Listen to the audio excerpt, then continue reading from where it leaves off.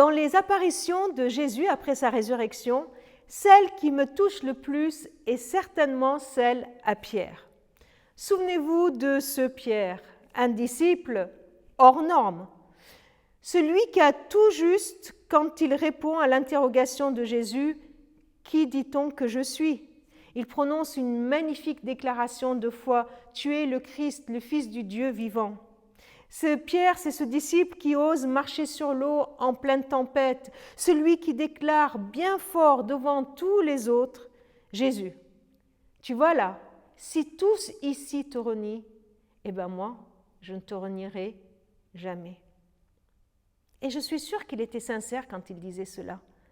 Tout comme toi et moi, nous sommes sincères dans notre envie de suivre le Christ. Tout comme toi et moi, nous sommes sincères quand nous disons que nous voulons glorifier Dieu, l'honorer de tout notre cœur. Seigneur, on est avec toi, je te suivrai.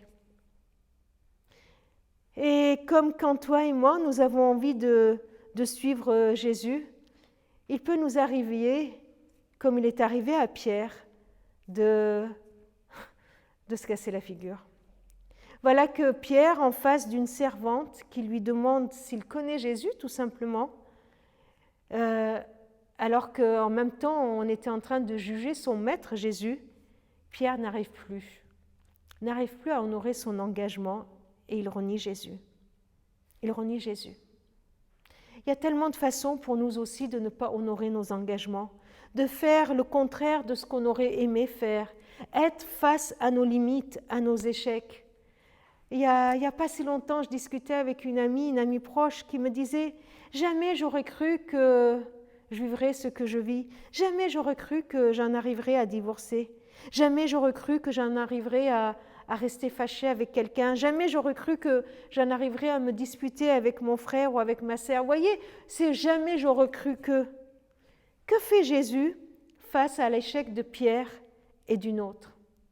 Jésus, il vient vers lui, il le rejoint dans son quotidien. Nous voyons cela dans Jean chapitre 20. Il vient au bord du lac, là où il est d'habitude à la pêche, et il lui parle.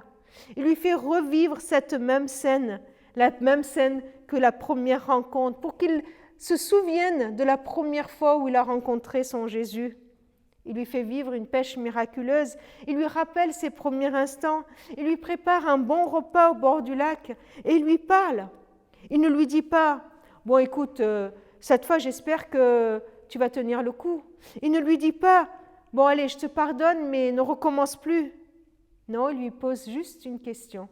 « Pierre, m'aimes-tu »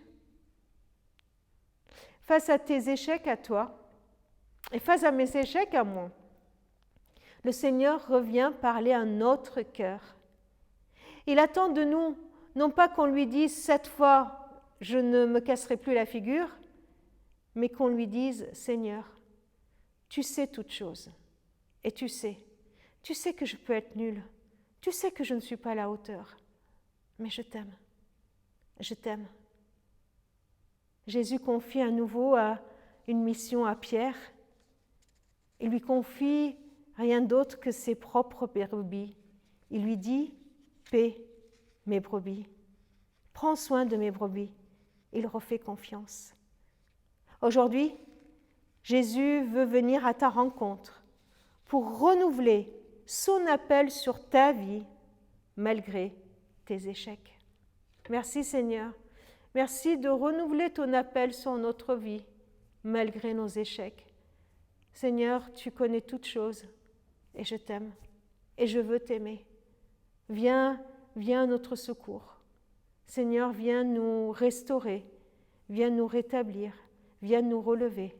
Et merci Seigneur, parce que tu continues à nous réhabiliter et à nous envoyer dans ta mission.